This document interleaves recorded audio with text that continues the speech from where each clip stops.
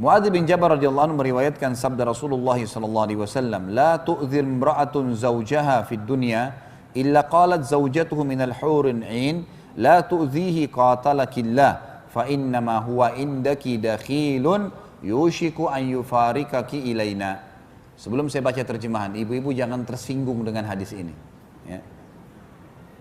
Jadi fahami dengan keimanan. Karena memang ini sabda Nabi SAW. Saya bilang tadi kehidupan di akhirat adalah poligami. Dan di dunia setiap istri disuruh menjadikan suaminya sebagai penyebab masuk surga. Ada seorang ibu telepon saya kemarin, dia berkata, "Ustadz, saya mau bertanya sesuatu yang penting." Baik, silakan. Kebetulan saya lagi ada waktu lowong. Dia bilang, bagaimana hukumnya kalau seorang wanita izin sama suaminya untuk ngurus anaknya. Jadi rupanya ibu ini pernah punya dari suami yang lain, punya anak, suaminya bengkalaikan. Lalu dia nikah lagi. Jadi janda nikah lagi sama seorang laki-laki. Maka anak-anaknya ini tinggal bersama ibunya, jauh dari dua kota di Indonesia ini yang berjauhan. Kemudian dia lihat anaknya ini nggak ada yang urus, tinggal sama ibunya, nggak terurus, ayahnya juga nggak peduli. Maka dia pamit sama suaminya, minta mau lihat anak-anak itu. Diizinkanlah 2 minggu. Dia bilang, saya diizinkan 2 minggu Ustaz. Tapi setelah saya pergi ke kampung saya itu, ke kota saya itu, kemudian saya urus anak saya, sekarang sudah sampai setahun. Saya nggak pulang-pulang, gitu kan. Terus suaminya marah. Ternyata dia bilang, pertama dia kasih contoh orang lain, gitu. Tapi saya tangkap ini adalah masalah beliau. Maka suaminya marah, gitu. Apakah sekarang istrinya berdosa atau istri boleh nggak lebih memilih anaknya daripada suaminya? Bagaimana jawabannya? Saya bilang yang pertama, kalau ibu yang hadapin masalah ini, maka jawaban saya buat ibu nih.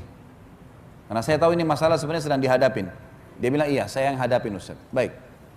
Kalau ini ibu yang hadapin, sekarang ini, detik ini, setelah tutup telepon dari saya, telepon suaminya minta maaf. Itu dulu pertama.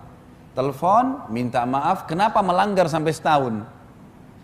2 minggu, nggak bisa lebih daripada itu. Jangankan anaknya ibu, orang tuanya ibu, ayahnya ibu, ibunya ibu sendiri.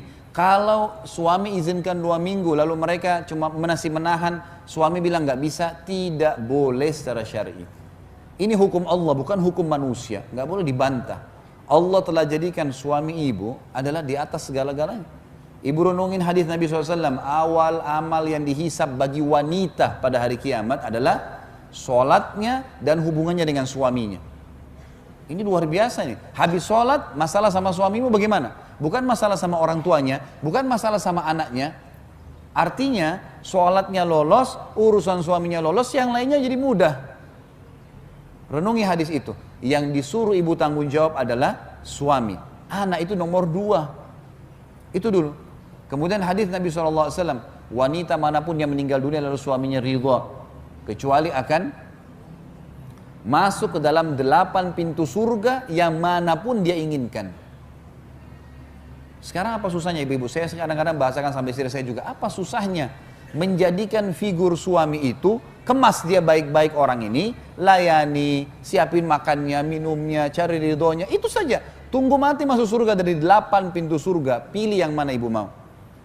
Orang bapak ibu sekalian, bapak-bapak terutama renungin ya, kita sebagai laki-laki, untuk mendapatkan pintu 8 di surga itu pintu 8 pintu tertinggi, derajat tertingginya surga Firdaus namanya. Di sana 4 golongan, para nabi-nabi. Ini bapak-bapak sama saya sudah tertutup peluang ini.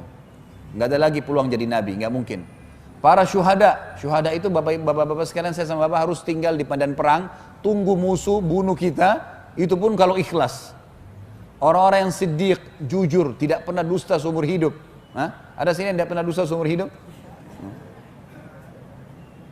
Di antara sahabat yang dapat julukan siddiq berapa orang? Yang jelas-jelas Abu Bakar. Yang lain tidak ada julukannya nih. Dan orang-orang saleh ini setiap hari nangis, ibadah terus sama Allah. Duduk di masjid, baca Al-Quran, tidak ada dosanya. Ibu-ibu hanya mati suaminya ridho. Ridho itu merasa kehilangan, merasa sedih, istrinya selama ini layani dia, itu saja. Mati, masuk dari 8 pintu surga, boleh dia pilih pintu mana. Makanya syaitan selalu menjadikan masalah sama suami nih. Ya. Apa saja dibuat masalah, apa saja marah, apa saja tersinggung, gitu kan. Makanya saya selalu ingatkan istri saya pribadi, saya bilang sama istri saya, hati-hati. Hati-hati syaitan masuk ke pintu-pintu yang kadang-kadang tidak perlu marah, tidak perlu cemburu, tidak perlu iri. Tapi masuk syaitan, karena merusak. Kunci kamu di saya, kalau saya ridho selesai nih. Urusannya semua selesai. Kenapa nggak kemas baik-baik suami menjadi manusia, menjadi penyebab saya masuk surga? Bukan karena dia, tapi karena Allah. Jangan berkeluh kesah terlalu banyak. Kalau suaminya zalim, doakan. Kalau memang dia fasik, buruk, memang boleh. Pindah ke suami yang lain, minta kepada Allah diberikan orang yang saleh. Bisa, supaya kita menghabiskan umur kita pada hal yang positif, gitu kan? Pada hal yang baik, itu yang kita maksudkan. Dan kalau ada dua wanita, ada satu wanita yang menikah dengan dua laki-laki. Misal, ini contoh kasusnya saja, hadis Ummu Salamah radhiyallahu anha. Beliau mengatakannya Rasulullah, kalau ada seorang wanita memiliki dua suami, suami yang pertama meninggal, bukan cerai, kita tidak bahas masalah cerai, suami pertama meninggal, kemudian menikah lagi dengan suami yang kedua. Kira-kira di surga nanti bersama dengan yang mana? Sebentar, saya tidak minta jawaban. Saya yang akan memberikan jawaban. Apa kata Nabi SAW? Dia akan bersama dengan yang paling baik akhlaknya dan ilmunya, imannya. Jadi yang dua orang ini bukan yang terakhirnya saja. Ada penjelasan masalah terakhir, tapi riwayat ini lebih kuat. Menjelaskan kalau dua orang ini asal tidak cerai, mati suaminya, dia sudah nikah lagi sama laki-laki lain, maka dia akan ikut dengan yang paling baik akhlaknya. Jadi kalau yang meninggal pertama lebih baik, ya sudah dia ikut dengan yang pertama. Gitu. Jadi saking besarnya pengaruh suami itu, ya, sampai nggak boleh keluar tanpa izinnya. Kan? Kalau meninggal dengan dia ridho masuk surga, melayaninya. Apa kata Nabi SAW? Wanita manapun yang menjaga 5 waktu sholatnya, nggak disebutin sholat sunnah. Azan, subuh, duhur, asar, maghrib, isya. Kalau ibu mengerjakan sunnah itu plus, akan ada banyak tambahan. 5 waktu sholat, azan 10 menit. Puasa Ramadan, nggak diikuti dengan puasa sunnahnya. Puasa sunnah berarti plus. Hanya Ramadan. Dan melayani dan mentaati suaminya pada hal yang ma'ruf. Bukan pelanggaran agama. Temani saya, ayo ke ibu yuk, ayo ke ayah yuk, ayo ke sini yuk. Iya, iya. Kecuali pada saat dia meninggal, dia pasti akan masuk surga. Dari 8 pintu surga dia bisa pilih yang mana dia mau masuk. Jadi fadilah yang sangat besar. Lalu untuk apa ibu-ibu membangkang nih?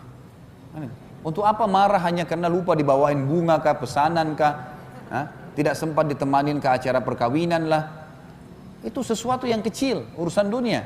Bagaimana orang ini ridho, Tuhan saya ridho. Seperti kasus orang tua kita. Orang tua kita mau marah-marah, ya, mau dia orangnya buruk akhlaknya, kita sebagai anak harus bagaimana? Bakti. Nggak dibalas keburukan dengan keburukan. Kenapa? Karena Allah yang perintahkan. Jangan balas kebodohan dengan kebodohan. Keterpurukan akhlak dengan keterpurukan akhlak, ini salah. Gitu kan? Orang tua kita bagaimana kita harus buat baik. Kenapa? Karena Allah yang memerintahkan dan Allah gantungkan pahala yang besar situ. Sama kasus rumah tangga. Sama kasus rumah tangga. Tentu ini berlaku juga pada suami. Misalnya kata Nabi SAW, janganlah seorang suami yang mukmin, ya, membenci istrinya yang mukminah. Karena kalau dia tidak menyukai satu perilaku, dia masih bisa mendapatkan perilaku-perilaku yang lain yang baik. Artinya saling toleransi, saling memaafkan. Yang penting pelanggarannya bukan masalah nusyur, bukan masalah pembangkangan terhadap hukum Allah Subhanahu wa ta'ala.